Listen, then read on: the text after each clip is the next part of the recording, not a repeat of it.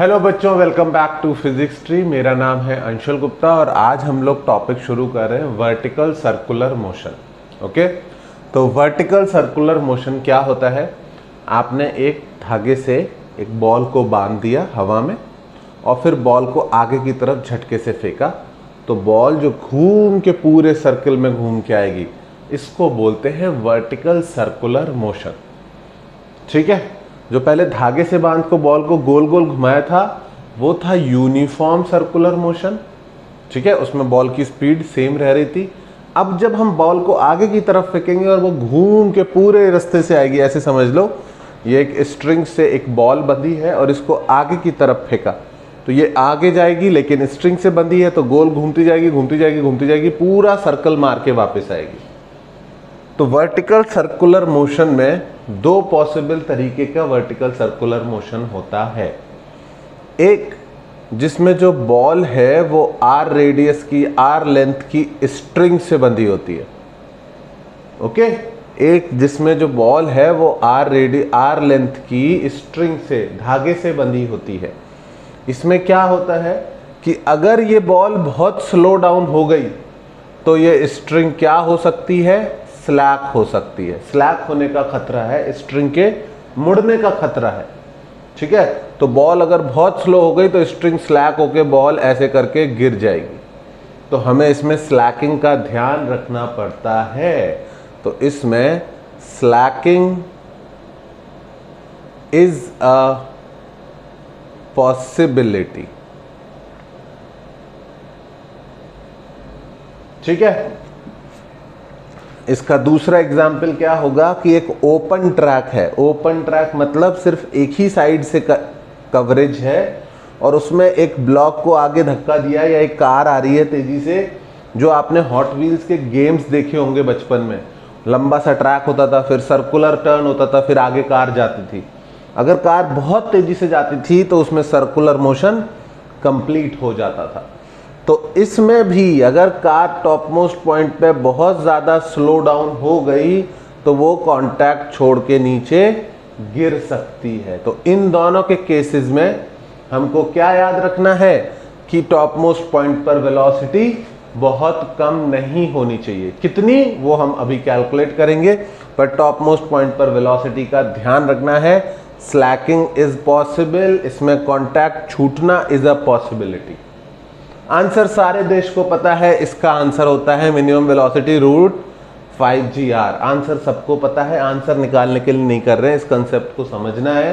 क्योंकि सारे देश को आंसर पता है तो क्या सारे देश के लोग क्वेश्चन सही कराएंगे? ऐसा नहीं है। ठीक है, तो √5gr इसकी मिनिमम वेलोसिटी आती है लोअर मोस्ट पॉइंट की। ठीक है, जिनको सिर्फ आंसर जानना था उनका काम खत्म, वो घर जा सकते हैं, टाटा बाय बाय। लेकिन उससे आगे सीखना है तो फिर रुको। ओके, फिर धैर्य से समझो कि क्या बताना चाह रहा हूं। दूसरा केस कौन सा है कि हम स्ट्रिंग की जगह क्या लगा दें? Massless rod. Massless rod slack नहीं हो सकती। मासलेस रॉड स्लैक नहीं हो सकती। सॉलिड रॉड है, वो बहुत हल्के मटेरियल की है पर है सॉलिड। अगर टॉप मोस्ट पॉइंट पर वेलोसिटी जस्ट ग्रेटर देन 0 हो जाए, टेंडिंग टू 0 हो जाए, तो भी सर्कुलर मोशन कंप्लीट हो जाएगा। टेंडिंग टू 0 हो जाए, जस्ट ग्रेटर देन 0 हो जाए, बस ये किसी तरह ऊपर तक पहुंच जाए तो सर्कुलर मोशन कंप्लीट हो जाएगा। तो इसमें टॉप मोस्ट पॉइंट पर वेलोसिटी जस्ट ग्रेटर देन 0 होनी चाहिए। ऐसे ही अगर सपोर्टेड ट्रैक है, ट्रैक दोनों तरफ से कवर्ड है, जैसे बच्चों वाटर पार्क में जाते हो ना तो जैसा ट्यूब होता है वैसा ट्यूब है, और इसमें अगर आपने फेंका किसी बॉक्स को या कोई कार जा रही है तो वो टॉप मोस्ट पॉइंट पर अगर बहुत स्लो डाउन भी हो गई तो वो गिर के इस पैलेट अंदर वाली सरफेस पर सपोर्ट ले लेगी और वो उसका सर्कुलर मोशन ब्रेक नहीं होगा। तो इसमें भी टॉप मोस्ट पॉइंट पे वेलोसिटी जस्ट ग्रेटर देन 0 होगी तो भी मोशन कंप्लीट हो जाएगा। मतलब बहुत बहुत जरा सी वेलोसिटी भी बच जाएगी तो भी मोशन कंप्लीट हो जाएगा। ये दोनों केसेस में minimum velocity at lower most point कितनी आती है? √4gr। अगर देश के 99% लोगों को ये पता है तो एटलीस्ट 75-80% लोगों को ये भी पता है। ये दोनों चीज़ें तो आपको पता होनी ही चाहिए। ये तो मान के चल रहे हो कि अगर स्ट्रिंग है, स्लैक हो सकती है, ओपन ट्रैक है, कॉन्टैक्ट छूट सकता है, तो लोअर मोस्ट पॉइंट पे वेलोसिटी कितनी होनी चाहिए? √5gr। और अगर मासलेस रॉड है, स्लैक नहीं हो सकती, या ऐसा ट्रैक है जिसमें कॉन्टैक्ट छूट ही नहीं सकता, तो उस केस में लोअर मोस्ट पॉइंट पे कितनी होनी चाहिए? कम से कम √4gr। ठीक है, अब आगे बात करते हैं कि ये सब कहां से वैल्यूज आई और ये दोनों वैल्यूज अलग अलग क्यों आई। ओके, तो बच्चों वर्टिकल सर्कुलर मोशन शुरू कर रहे हैं। मैंने बता दिया कि हमको क्या क्या चीजें समझनी है इसमें। ठीक है, उसके बाद हम और भी चीजें सीखेंगे, जैसे कि स्लैकिंग होगी तो किस एंगल पर होगी, या हर एक पॉइंट पर टेंजेंशियल या सेंट्रीपिटल एक्सेलरेशन निकालना, या अलग अलग पॉइंट्स पर रस्सी में कितनी टेंशन होगी ये कैलकुलेट करना। ठीक है, तो वो सब चीजें देखेंगे। पहले वर्टिकल सर्कुलर मोशन में डालो, एक लाइन लिखो, it is a non uniform accelerated motion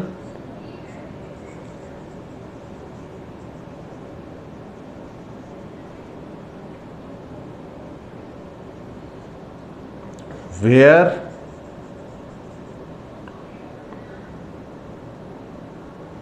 both centripetal and tangential acceleration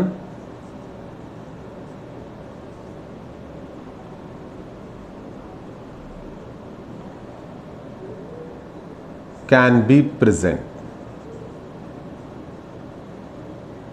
ये अब यूनिफॉर्म सर्कुलर मोशन नहीं है, इसमें स्पीड कांस्टेंट नहीं रहेगी। बच्चों सर्कुलर मोशन में वेलोसिटी तो कभी भी कांस्टेंट नहीं रहती है क्योंकि डायरेक्शन चेंज होती है।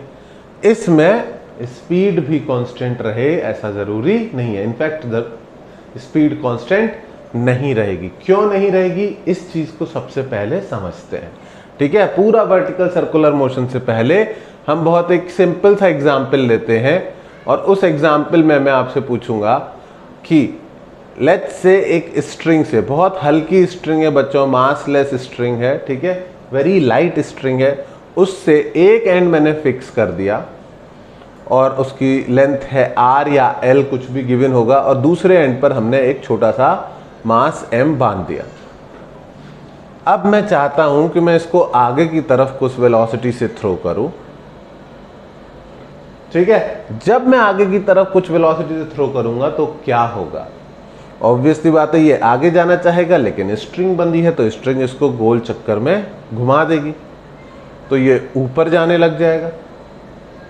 ठीक है, तो स्ट्रिंग इसको गोल चक्कर में घुमाती रहेगी, लेकिन जब ये ऊपर जाएगा तो इसकी स्पीड बढ़ेगी या घटेगी? तुमने किसी चीज को नीचे से फेंका और वो धीरे धीरे ऊपर जा रहा है, तो इसकी स्पीड इंक्रीज होगी या डिक्रीज होगी? तो तुम्हें क्या सोचना है कि सर ग्रेविटी जो है इसको नीचे पुल करेगी। जब हमने प्रोजेक्टाइल ऊपर फेंका था, ऊपर जाने के साथ साथ उसकी वेलोसिटी का मैग्नीट्यूड डिक्रीज हुआ था। ओके, तो ये जैसे जैसे ऊपर जाएगा इस पर दो फोर्स लग रहे हैं। कौन कौन से फोर्स? नीचे की तरफ लग रहा है mg और किसी एंगल पे लग रहा है टेंशन। ठीक है, और इसकी वेलोसिटी इस डायरेक्शन में है। ठीक है, तो ये ऐसे आ रहा था पाथ में, तो इसमें जो ग्रेविटी है वो इसको स्लो डाउन करेगी ही करेगी। ठीक है, जैसे जैसे ये ऊपर जाएगा ग्रेविटी इसको स्लो डाउन करेगी। तो अगर कोई पूछे कि मैं इसको कितनी वेलोसिटी से थ्रो करूं, calculate minimum value of u,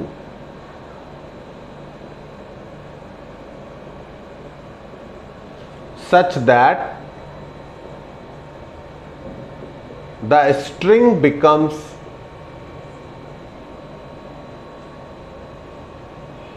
horizontal। तो मैं इसको कितनी स्पीड से थ्रो करूं कि इसकी स्पीड कम होते होते होते जीरो होने तक ये कैसी हो जाए स्ट्रिंग? हॉरिजॉन्टल। तो स्पीड कम होते होते जीरो होने तक ये कहाँ जरूर पहुंचना चाहिए, हॉरिजॉन्टल पोजीशन में जरूर पहुंचना चाहिए। तो हम पॉइंट ए से पॉइंट बी तक क्या अप्लाई करेंगे, वर्क एनर्जी थ्योरम। कब बताया था वर्क एनर्जी थ्योरम यूज करनी चाहिए, जब इनिशियल फाइनल वेलोसिटीज में से कुछ पूछा। ओके, तो ए से बी तक अगर वर्क एनर्जी थ्योरम लगाएं तो वर्क एनर्जी थ्योरम अब सबको याद हो गई होगी। Net work done is equals to change in kinetic energy. इस पे दो फोर्स लग रहे हैं, एक mg और एक टेंशन। वेलोसिटी कोई फोर्स नहीं होता, वेलोसिटी तो होती है ऑब्जेक्ट की। फोर्सेस कौन कौन से लग रहे हैं, mg और टेंशन। शुरू करने के लिए मोशन की शुरुआत करते टाइम मेरा एक फोर्स लगा होगा, लेकिन वो अब पिक्चर में नहीं है। उस फोर्स के बाद इसकी वेलोसिटी आ गई, उसके बाद से पॉइंट से और बी पॉइंट तक हम वर्क एनर्जी थ्योरम अप्लाई कर रहे हैं। तो net work done by all the forces is equals to change in kinetic energy. Net work done कितना होगा, ए से अगर बी जाना है तो नेट वर्क डन मुझे लिखना है work done by tension force plus work done by gravity. अब जो टेंशन फोर्स है वो हमेशा वेलोसिटी के परपेंडिकुलर होगी, क्योंकि टेंशन होगी सेंटर की तरफ और जाएगा ये टेंजेंशियली। तो टेंशन फोर्स हमेशा वेलोसिटी के परपेंडिकुलर होगी। तो अगर कोई फोर्स हमेशा वेलोसिटी के परपेंडिकुलर है तो वो फोर्स हर टाइम डिस्प्लेसमेंट के भी परपेंडिकुलर है। और अगर फोर्स और डिस्प्लेसमेंट परपेंडिकुलर है तो फोर्स का वर्क डन कितना होगा, 0। आई बात समझ में। तो यहां पर वर्क डन बाय टेंशन कितना लिख सकते हैं हम, डायरेक्टली 0। अब कौन बचा, work done by gravity. Gravity का वर्क डन बच्चों या तो प्लस mgh या माइनस mgh, डिसाइड करो। ऊपर जा रही है, क्या ग्रेविटी मदद करेगी ऊपर जाने में या रोकेगी ऊपर जाने में? तो तुम बोलोगे सर ग्रेविटी थोड़ी मदद करती है ऊपर जाने में, मदद करती होती तो हम सब ऊपर ही चले गए होते। नहीं, ग्रेविटी रोकेगी ऊपर जाने में। ग्रेविटी का वर्क डन होता है माइनस mgh। ठीक है, इसकी वैल्यू किसके बराबर होनी चाहिए, चेंज इन काइनेटिक एनर्जी, यानी हाफ m फाइनल वेलोसिटी का स्क्वायर माइनस इनिशियल वेलोसिटी का square. Half m v square minus half m u square को कंबाइन करके ऐसे लिख देते हैं। अब वैल्यूज डिसाइड करनी है। a से थ्रो किया था और b तक पहुंच गई, ये पॉइंट फिक्स है बच्चों। ओके, जो पॉइंट फिक्स है वो ये है। a से थ्रो किया था और b तक पहुंच गए, तो कितना हाइट ऊपर गए, कितना हाइट ऊपर गए? कोई ये नहीं बोलना चाहिए कि सर √2r, नहीं, √2r हाइट ऊपर नहीं गए। √2r उसका डिस्प्लेसमेंट है, लेकिन y डायरेक्शन का डिस्प्लेसमेंट कितना है, r। तो कितना हाइट ऊपर गए, mgr इज इक्वल्स टू, सिर्फ b तक पहुंचाना है, b के ऊपर नहीं भेजना। लिखा है minimum value of u such that the string becomes horizontal. सिर्फ b तक पहुंचाना है और ऊपर नहीं भेजना है। तो वेलोसिटी b पर टेंडिंग टू 0 ली जा सकती है, बस b तक पहुंचाना है। ठीक है, अगर थोड़ा सा और आगे पहुंचाना होता तो b टेंडिंग टू 0 ले सकते थे, अभी तो सिर्फ b पर पहुंचाना है, तो वेलोसिटी इक्वल टू 0 ले सकते हैं, half m 0 square minus u square. Solve करेंगे इसको, आंसर आएगा minus mgr is equals to minus half mu square equals to u is equals to √2gr। सबसे सिंपल, ठीक है, सबसे सिंपल केस कि आपको कितनी स्पीड से थ्रो करना है कि ये बस स्ट्रिंग हॉरिजॉन्टल लेवल तक जाए और फिर ये वापस गिर जाएगा थोड़ी देर में, क्योंकि अपने आप टिका तो रहेगा नहीं, हवा में जाएगा ऊपर और फिर वापस नीचे आ जाएगा। ठीक है, ये सब कुछ हवा में हो रहा है, यहां पर है ग्राउंड। ठीक है, ग्राउंड के ऊपर हवा में सब कुछ चल रहा है। तो ये सबसे सिंपल केस है, आपको वर्क एनर्जी थ्योरम का एप्लीकेशन मैंने बस याद दिलाया है। ठीक है, ये क्वेश्चन नहीं आएगा एग्जाम में, पर फटाफट इसको नोट डाउन करो, क्योंकि ये क्लियर होगा तभी आगे के सारे केसेस क्लियर होंगे।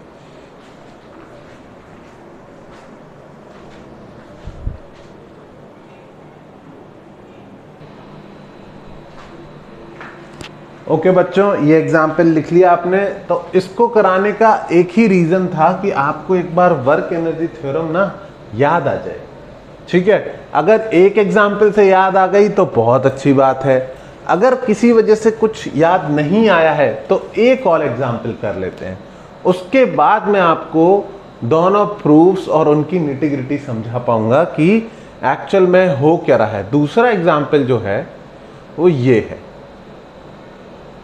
ठीक है, इस बार फिर से एक पॉइंट फिक्स्ड है, यहां पर स्ट्रिंग है और यहां पर एक मास है m।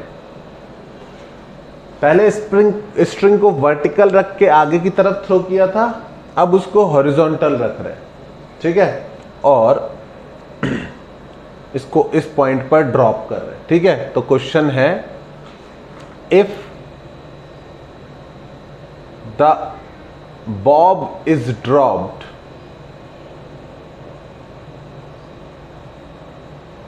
in the given position,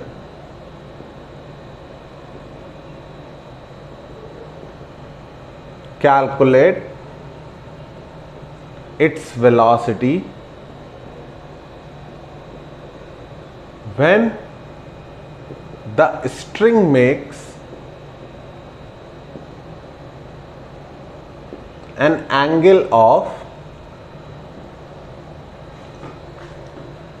कितना एंगल है, 60 डिग्री विद वर्टिकल। तो इस एंगल पर छोड़ा है, मतलब हॉरिजॉन्टल पे छोड़ा है, तो क्या होगा, ये नीचे गिरेगा, और जब ये नीचे गिरता हुआ आएगा तो बोला है कि जब वर्टिकल से स्ट्रिंग कितना एंगल बना रही हो, 60 डिग्री, उस पॉइंट पर इसकी वेलोसिटी बताइए। ओके, ड्रॉप किया है तो इनिशियल वेलोसिटी कितनी ले सकते हैं, 0। If the Bob is drop किया है तो इनिशियल वेलोसिटी कितनी ले सकते हैं, 0। यहां से ड्रॉप किया, ये घूमता हुआ ऐसे आएगा, ऐसे जाएगा, और फिर वापस ऐसे आएगा, फिर ऐसे ऐसे ऐसे ऐसे ऐसे पेंडुलम की तरह घूमता रहेगा। तो हमको ये समझ आनी चाहिए कि हाँ, इसका मोशन ऐसा होगा सर, ये लॉजिकली हमको भी लगता है। ठीक है, ये वहां से इधर तक जाएगा और फिर इधर से वापस आएगा एंड सो ऑन। तो इस पॉइंट पर वेलोसिटी चाहिए, तो इस पॉइंट पर वेलोसिटी कैसे निकालें, तो फिर वही कि अगर इनिशियल फाइनल वेलोसिटी की बात आए तो सोचो किसके बारे में, वर्क एनर्जी थ्योरम। कहां से कहां तक, जिस पॉइंट से शुरू हुआ है मोशन और जिस पॉइंट पर आपको बात करनी है। तो ए से बी तक क्या अप्लाई करो, work energy theorem. Work energy theorem क्या कहती है कि net work done is equals to change in kinetic energy. Net work done में किस किस का वर्क डन लेना पड़ सकता था, टेंशन का और ग्रेविटी का। टेंशन का वर्क डन कितना आएगा, 0। क्यों आएगा 0, क्योंकि टेंशन जो है वो वेलोसिटी के हर टाइम परपेंडिकुलर है। इसका मतलब टेंशन डिस्प्लेसमेंट के भी हर टाइम परपेंडिकुलर है, और अगर फोर्स डिस्प्लेसमेंट के परपेंडिकुलर है तो उसका वर्क डन 0 आएगा, क्योंकि डॉट प्रोडक्ट 0 होता है। तो work done by gravity, work done by gravity किस पे डिपेंड करता है, कितना एंगल नीचे गिरे या कितना हाइट नीचे आए। तो बोलोगे sir of course work done by gravity तो हाइट पर डिपेंड करता है। तो स्ट्रिंग की रेडियस यूजुअली गिवन होती है, लेट्स से r। तो हमको क्या निकालना है कि ये कितना हाइट नीचे आया। तो हाइट निकालने का सबसे आसान तरीका है कि यहां से एक परपेंडिकुलर ड्रॉप कर दो। ठीक है, जैसे ही परपेंडिकुलर ड्रॉप करोगे तुम देखोगे कि सर हमें हाइपोटेनस पता है। ठीक है, ऐसे भी ड्रॉप कर सकते हो, ऐसे भी ड्रॉप कर सकते हो, तुम्हारी मर्जी है। अगर ऐसे ड्रॉप करोगे तो तुम बोलोगे, ऐसे वाला करके दिखाता हूं, थोड़ा आसान पड़ेगा। ऐसे ड्रॉप कर दो परपेंडिकुलर, अब तुम्हें क्या निकालना है, ये वाली हाइट निकालनी है। ओके, ये अगर एंगल 60 डिग्री है और ये हाइपोटेनस L है, अलग से बना दूं, ये एंगल 60 डिग्री है, ये हाइपोटेनस R है, ये 90 डिग्री है। तो बच्चों ये क्या हुआ, इस एंगल के लिए ये बेस है या परपेंडिकुलर। तो लेट्स बी क्लियर कि ये इस एंगल के एडजेसेंट है, इसको बेस बोलेंगे, और ये इस एंगल के सामने वाला है तो इसको परपेंडिकुलर बोलेंगे। बेस की वैल्यू लिखेंगे हम r cos 60 डिग्री। ओके, तो कितना हाइट नीचे आया है, h is equals to r cos 60 degree. समझ में आया बच्चों?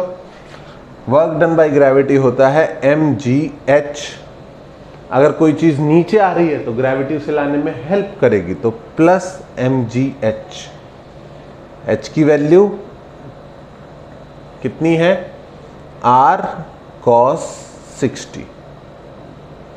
ठीक है, सामने की तरफ change in kinetic energy. Change in kinetic energy को क्या लिख सकते हैं, half m v square minus u square. Okay, initial velocity इस बार 0 है। ठीक है, तो एक तो अंधों की तरह इसमें जल्दी से mgh equals to half M V square बार बार नहीं करना है। कभी u 0 होगा, कभी v 0 होगा। ठीक है, कभी दोनों 0 नहीं होंगे, ऐसे केसेस भी आएंगे, अभी देखते हैं। तो v की वैल्यू कितनी आ गई, m से m गया, v is equals to under root 2gr cos 60। बच्चों cos 60 होता है 1/2, तो उससे ये 2 कट जाएगा, वेलोसिटी आई रूट gr। तो पहले केस में हमने नीचे वेलोसिटी दी थी और फिर ऊपर वेलोसिटी 0 रख के सॉल्व किया था। दूसरे केस में हमने ऊपर वेलोसिटी 0 पे छोड़ा और नीचे वेलोसिटी कैलकुलेट करी। तो वर्क एनर्जी थ्योरम क्या हेल्प करती है हमको, इनिशियल वेलोसिटी पता है तो फाइनल निकालने में, फाइनल पता है तो इनिशियल निकालने में। ठीक है, और पूरे वर्टिकल सर्कुलर मोशन में हर जगह वर्क डन बाय ग्रेविटी या तो प्लस mgh होगा या फिर माइनस mgh होगा। तो मैंने इन दो एग्जाम्पल से आपको इतना कंफर्टेबल करने की कोशिश करी कि जब मैं प्रूफ समझाऊं, ठीक है, जब मैं चीजें समझाऊं तो आपको वर्क एनर्जी थ्योरम लगाने से डर ना लगे। इन दोनों को आप फिर से रिपीट कर सकते हो। मैंने 60 डिग्री का सिखाया तो आप 30 डिग्री पे निकालने की कोशिश करो वेलोसिटी। ओके, लेकिन जब तक वर्क एनर्जी थ्योरम आपको ना याद आ जाए या ना क्लियर हो जाए तब तक प्रूफ पे मत जाओ। ठीक है, तब तक रिवाइज करो, पढ़ो खुद से। सारी वीडियोस पढ़ी है, वर्क एनर्जी पावर की अलग से वीडियो पढ़ी हुई है। तो अब हम इसमें आ गए वापस and we are going to case 1। Case 1 कौन सा था, जिसमें हमने मास लेस रॉड से कनेक्ट किया हुआ था। केस 1 कौन सा था, जिसमें ट्रैक ऐसा था जिसमें कार का कॉन्टैक्ट ही नहीं छूट सकता था। इसको u स्पीड से आगे थ्रो किया है और चाह रहे हैं कि वर्टिकल सर्कुलर मोशन कंप्लीट हो जाए। ठीक है, तो ऑब्जेक्टिव है to calculate minimum value of u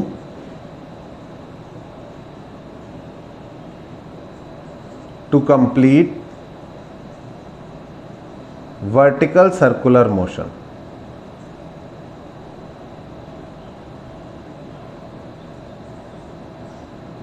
minimum नीचे कितनी स्पीड से फेंके कि सर्कुलर मोशन कंप्लीट हो जाए।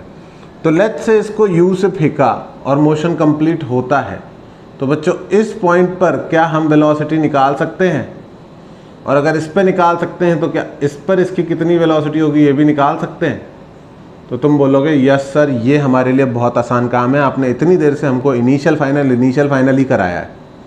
ठीक है, अगर आप इनिशियल वेलोसिटी देते हो तो हम फाइनल कैलकुलेट कर देंगे आपके लिए, अगर आप फाइनल देते हो तो हम इनिशियल कैलकुलेट कर देंगे। ठीक है, तो मैं बोल रहा हूँ कि अगर u वेलोसिटी से इसको आगे थ्रो किया है तो टॉप मोस्ट पॉइंट पर वेलोसिटी v कितनी होगी? ठीक है, ये r दिया हुआ है, ये भी r ही होगा। घूम के ऊपर तक पहुँचने में इसकी वेलोसिटी कितनी हो जाएगी? ठीक है, लेट्स अज्यूम कि ऊपर तक ये पहुँच रहा है, तो फिर वेलोसिटी कितनी हो जाएगी? तुम बोलोगे सर ये तो बहुत आसान है, a से b तक। फिर से वर्क एनर्जी थ्योरम लगा देते हैं, a टू b। जब हम वर्क एनर्जी थ्योरम लगाएंगे तो क्या आएगा? Work done by gravity is equals to change in kinetic energy. Work done by gravity is equals to change in kinetic energy. Gravity ने a से b तक कितना वर्क किया, प्लस mgh या माइनस mgh? तो सर ऊपर गया है तो ग्रेविटी सपोर्ट नहीं करेगी, वर्क डन हुआ minus mgh। Change in kinetic energy कितना होगा? Half m v square minus u square. Okay, इस बार हम v को 0 नहीं मान रहे, हम कह रहे हैं v कितना होगा अगर ये डेफिनेटली पहुंच रहा है तो इसको सॉल्व करेंगे तो m से m गया, v square is equals to u square minus 2gh। ये 2 उधर गया, माइनस 2gh हो गया, यू स्क्वायर उधर गया, प्लस का हो गया। तो v की वैल्यू कितनी आई? Under root you square minus 2gh। ठीक है, h कितना है? a से b तक कितना हाइट ऊपर गए? तो तुम बोलोगे सर ऑब्वियसली 2r गए हैं, तो v कितना हो गया? Under root you square minus 4gr। अब सुनो ध्यान से, u की वैल्यू अगर रूट 10gr पुट करता हूं तो v की वैल्यू कितनी आएगी? u की वैल्यू रूट 10gr देता हूं, अगर इसको लोअर मोस्ट पॉइंट पर रूट 10gr वेलोसिटी देता हूं तो v की वैल्यू आएगी रूट 6gr। अगर u की वैल्यू रूट 8gr देता तो v की वैल्यू कितनी आती? v की वैल्यू आती root 4gr। 8gr minus 4gr कितना हुआ? 4gr। अगर u की वैल्यू रूट 5gr देता तो कितनी आती? v की वैल्यू आती रूट gr। और अगर u की वैल्यू रूट 4gr देता हूं तो v की वैल्यू कितनी हो जाएगी? 0। इस केस में क्या स्लैकिंग पॉसिबल है? नहीं, रॉड स्लैक नहीं हो सकती, रॉड सॉलिड होती है। तो हमें बस वेलोसिटी कितनी चाहिए? हमें टॉप मोस्ट पॉइंट पर वेलोसिटी चाहिए greater than 0, just greater than 0। तो अगर हम जस्ट ग्रेटर देन 0 पुट करेंगे तो u की वैल्यू कितनी आएगी?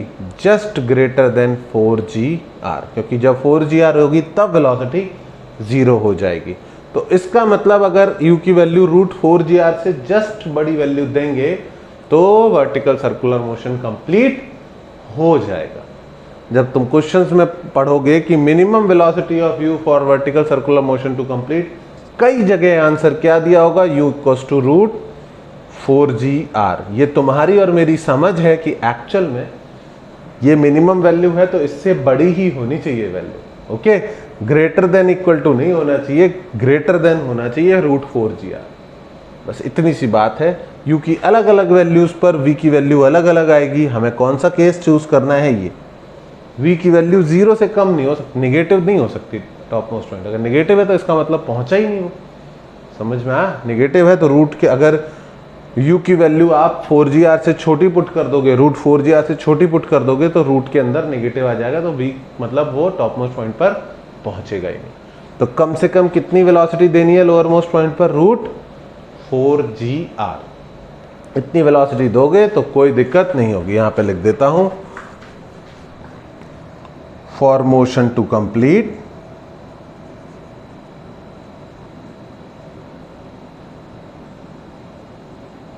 v should be greater than 0। इसका मतलब u should be greater than root 4gr। तो सर दूसरे केस के लिए भी रूट 4gr क्यों नहीं है आंसर? आपने इतना अच्छे समझाया, इतना दिमाग लगाया, तो फिर वो दूसरे केस में रूट 5gr आंसर क्यों आता है? तो वो चीज भी समझो। ठीक है, पहला पार्ट तो सेम ही है। मैं यहां पर u वैल्यू दूंगा और फिर पूछूंगा स्ट्रिंग के केस में घूमते हुए यहां तक पहुंचा तो यहां पर इसकी वेलोसिटी कितनी होगी? तो तुम बोलोगे सर अगर ये u पता है तो ये वेलोसिटी हम आपको बता देंगे, आप चिंता मत करो, आप ये r और ये r मान लो और हम बता देंगे आपको कि वेलोसिटी जो है वो कितनी होगी, under root you square minus 4gr होगी।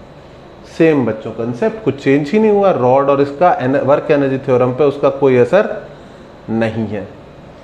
तो अब सुनो, इस केस में टॉप मोस्ट पॉइंट पर वेलोसिटी 0 नहीं होनी चाहिए, 0 को टेंडिंग भी नहीं होनी चाहिए। अगर टॉप मोस्ट पॉइंट पे वेलोसिटी बहुत कम हो गई तो रस्सी क्या हो जाएगी? स्लैक हो जाएगी। तो we have to take care of slacking. Taking care of slacking at top most point.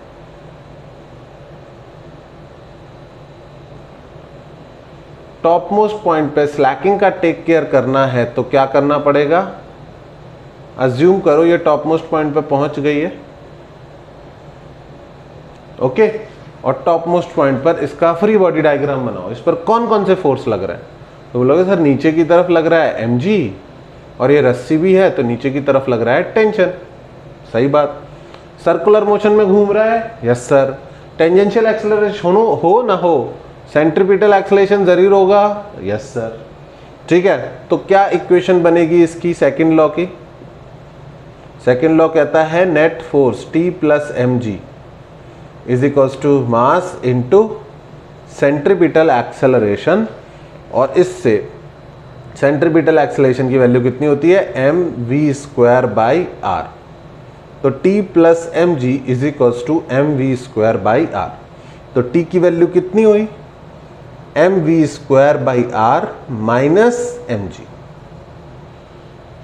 तो स्लैकिंग का टेक केयर करना है तो क्या करना पड़ेगा कि ये जो रस्सी है, जो तनी हुई है, जो एकदम टॉट है, इसकी टेंशन हमेशा क्या होनी चाहिए? ग्रेटर देन 0 होनी चाहिए। ये वैल्यू कभी भी 0 से छोटी ना हो जाए। Tension has to be greater than 0। जब तक रस्सी में टेंशन की कुछ वैल्यू है तब तक रस्सी स्लैक नहीं होगी, उसमें टेंशन बनी रहेगी। ठीक है, तो ये जो टेंशन है ये ग्रेटर देन 0 होनी चाहिए। तो जब इसको सॉल्व करोगे तो आएगा v²/r ग्रेटर देन g, क्योंकि m से m कट जाएगा, और v ग्रेटर देन √gr। तो टॉप मोस्ट पॉइंट पर अगर रस्सी को टाइट रखना है तो वेलोसिटी को कितना होना पड़ेगा? Greater than gr। तो ये पॉइंट पर velocity should be greater then gr। जैसे ही इसको यहां पुट करोगे, क्या पुट करोगे? √u² माइनस 4gr, जो कि v की वैल्यू थी, it should be greater then √gr। वैसे ही आपका सॉल्व करके u का वैल्यू आ जाएगा ग्रेटर देन √5gr। तो अगर स्लैकिंग की पॉसिबिलिटी ही नहीं है तो टॉप मोस्ट पॉइंट पर वेलोसिटी 0 रखनी है और लोअर मोस्ट पॉइंट की वेलोसिटी √4gr आ जाएगी।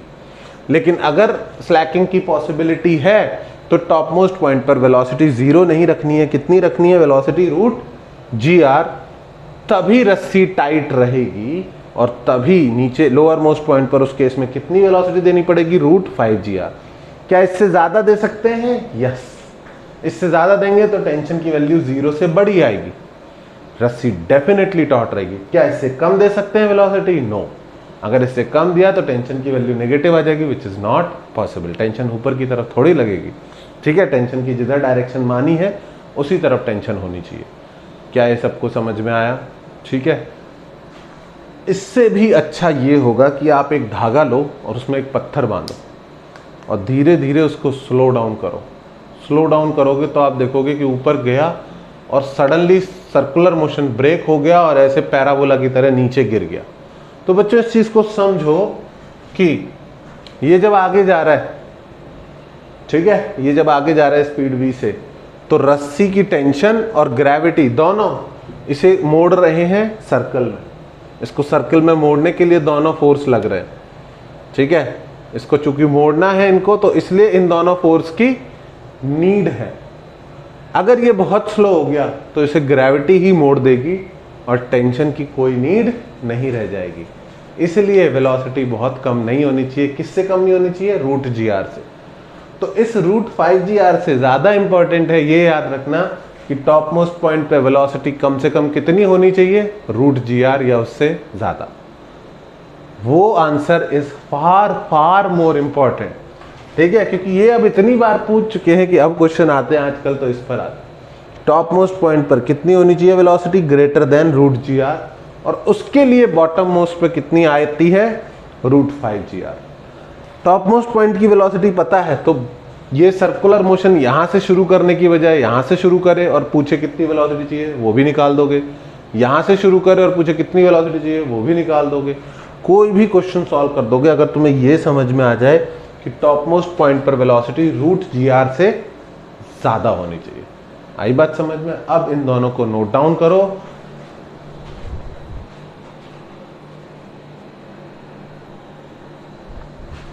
ओके बच्चों, अभी तक हमने ये चीज क्लियर कर ली कि स्ट्रिंग के केस में जब आप नीचे बड़ी वेलोसिटी से थ्रो करते हो तो ऊपर जाते जाते वेलोसिटी कम हो जाती है। कितनी कम हो जाती है ये तुम्हें अब तक याद ही हो गया होगा, और नहीं हो गया होगा तो मैं फिर से एक बार बता रहा हूं कि ए से बी तक वर्क एनर्जी थ्योरम कहती है कि work done by gravity is equals to change in kinetic energy. Work done by gravity है minus mgh, change in kinetic energy है हाफ mv² माइनस u²। इसको m से m काटो, ठीक है, 2 को इधर भेजो और फिर u² को इधर भेजो, वेलोसिटी आती है under root u² minus 2gh। हमारे लिए हाइट कितनी है, a से b तक की हाइट है 2r, तो वेलोसिटी आती है under root u² minus 4gr। ठीक है, इसका मतलब u की अलग अलग वैल्यूज पर v की वैल्यू अलग अलग आएगी। अगर u की वैल्यू मैं √4gr दूंगा तो v की वैल्यू होगी 0। u की वैल्यू मैं √5gr दूंगा तो v की वैल्यू होगी √gr। u की वैल्यू अगर मैं √6gr वेलोसिटी से थ्रो करूंगा तो टॉप मोस्ट पॉइंट पर वेलोसिटी होगी √2gr, और एक और कोई रैंडम वैल्यू ले लेते हैं, रू की वैल्यू √10gr से थ्रो करूंगा तो v की वैल्यू होगी, कितना कम हो जा रही है, √4gr, तो 10 में से 4 गया तो 6gr। तो इन सब केसेस में टॉप मोस्ट पॉइंट पर टेंशन की वैल्यू अलग अलग आएगी। मतलब टॉप मोस्ट पॉइंट पर टेंशन क्या लिख रहा हूं मैं, T2 की वैल्यू कितनी आएगी, ध्यान से देखो, टॉप मोस्ट पॉइंट पर at B T plus mg, T2 plus mg किसके बराबर है, m इंटू AC। दोनों मिलके क्या कर रहे हैं, सेंट्रीपिटल एक्सेलरेशन प्रोवाइड कर रहे हैं। अगर सेंट्रीपिटल एक्सेलरेशन बहुत कम होगा तो टेंशन की जरूरत ही नहीं रह जाएगी। तो T2 इज इक्वल्स टू कितना आया, mv²/r माइनस mg। तो ये है टेंशन T2 की वैल्यू। अगर मैं v को √gr पुट करता हूं, ध्यान से देखो, v को √gr पुट करूंगा तो टेंशन आएगी mgr/r माइनस mg। तब टेंशन कितनी आएगी टॉप मोस्ट पॉइंट पर, 0। ठीक है, तो हमें टेंशन 0 तो चाहिए ही चाहिए, निगेटिव नहीं चाहिए। निगेटिव हो गई तो इसका मतलब पॉसिबल नहीं है वर्टिकल सर्कुलर मोशन। तो स्ट्रिंग के केस में टेंशन नेगेटिव नहीं हो सकती। ठीक है, स्ट्रिंग के केस में टेंशन लगेगी तो नीचे की तरफ ही लगेगी। ठीक है, जिधर हमने अज्यूम करी है, तो पॉजिटिव ही आनी चाहिए टेंशन। रॉड के केस में टेंशन नेगेटिव हो सकती है, रॉड जो है नीचे भी पुल कर सकती है और ऊपर भी धक्का सपोर्ट दे सकती है। तो रॉड के केस में ये चल जाएगा, स्ट्रिंग के केस में ये नहीं चलेगा। ठीक है, not in case of string.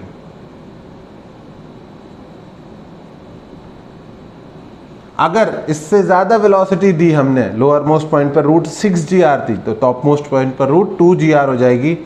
तो टॉप मोस्ट पॉइंट पर टेंशन कितनी आएगी, m into 2gr v²/r divided by r minus mg। तो टॉप मोस्ट पॉइंट पर टेंशन आएगी mg।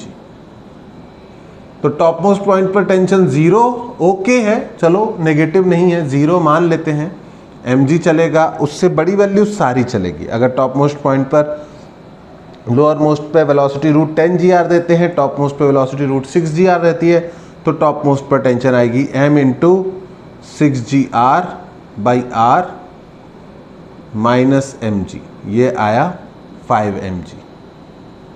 तो बाकी सारे केसेस ओके हैं, बस हमें किस केस का ध्यान रखना है कि √5gr स्ट्रिंग के केस में is the minimum velocity at the lower most point for which the motion will complete. ठीक है, तो मेरी मानो तो एक काम करो कि ऐसी अलग अलग वैल्यूज लिखो, √6gr, √7gr, lower most point पर वेलोसिटी की अलग अलग वैल्यूज लो और खुद से ये टेबल कंप्लीट करो √8gr। ठीक है, मुझे लगता है इनमें से कोई ना कोई होगा क्वेश्चन। खुद से क्या टेबल कंप्लीट करनी है, u की वैल्यू अगर गिवन है तो आपको टॉप मोस्ट पॉइंट पे v कैलकुलेट करना आना चाहिए, आपको टॉप मोस्ट पॉइंट पर टेंशन कैलकुलेट करनी आनी चाहिए, T2 आपको बॉटम मोस्ट पॉइंट पर भी कई बार टेंशन पूछ लेते हैं, T1 की वैल्यू भी निकालनी आनी चाहिए। अगर फॉर्मूला ना समझ में आए तो एट ए पॉइंट पर क्या इक्वेशन है, ए पॉइंट पर नीचे की तरफ mg, ऊपर की तरफ टेंशन, और सेंट्रीपिटल एक्सेलरेशन तो सेंटर की तरफ ही होता है। तो इक्वेशन बनेगी T1 minus mg is equals to m into acceleration. ऊपर का फोर्स माइनस नीचे का force is equals to mass into acceleration. तो T1 की वैल्यू कितनी आई, mg plus mv square by r, इसमें प्लस आएगा, ठीक है। v नहीं है, लोअर मोस्ट पॉइंट पर वेलोसिटी कितनी है u, तो मुझे v स्क्वायर बाई आर की जगह u स्क्वायर बाई आर लिखूं तो ज़्यादा अच्छा है। ओके, तो ये आई लोअर मोस्ट पॉइंट पे टेंशन, ये आई टॉप मोस्ट पॉइंट पे टेंशन। और अब आपको क्या करना चाहिए, आपको हर पॉइंट के लिए, ठीक है, लोअर मोस्ट और टॉप मोस्ट पॉइंट पे टेंशन कैलकुलेट करनी चाहिए, ठीक है। तो आप वीडियो को पॉज करो, इस टेबल को फिल करो, उसके बाद मैं बताता हूँ क्या आंसर्स आएंगे, ठीक है। तो मुझे आंसर बताने तो मुझे लगभग पता ही है, यहाँ पर रूट GR, यहाँ पर रूट 2GR, यहाँ पर रूट 3GR, 4GR कम होती जाएगी नीचे से ऊपर तक, यहाँ पर रूट 4GR, ठीक है। Tension eight top most point यहाँ पर नेगेटिव, तो लिख ही नहीं रहा, यहाँ पर 0, यहाँ पर mg, यहाँ पर 2mg, यहाँ पर 3mg।